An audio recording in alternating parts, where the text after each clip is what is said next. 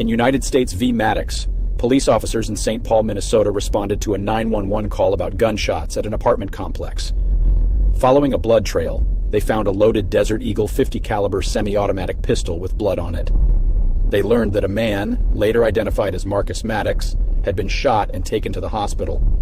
Officers obtained Mattox's identification from his bloody clothes in the hospital room and executed a warrant for a DNA swab. Mattox admitted to being at the crime scene but declined to answer more questions.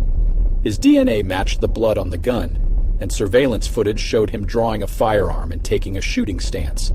Mattox was charged under federal law with being a felon in possession of a firearm. The question before the court was whether Mattox had a reasonable expectation of privacy in his hospital room and whether his statements to the police were voluntary. Mattox argued that the officers violated his Fourth Amendment rights when they seized his bloody clothing from the hospital room. He also argued that his statements to the police should be suppressed because they were not voluntary. The court examined the legal principles applicable to this issue, including the plain view doctrine, which permits an officer to seize an object without a warrant under certain conditions.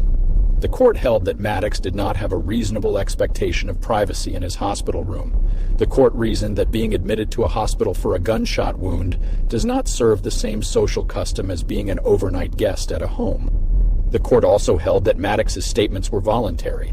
The court noted that the police did not overbear Mattox's will by use of threats or promises, and that the pain medication did not impair his ability to resist police questioning. The court affirmed the denial of the motion to suppress.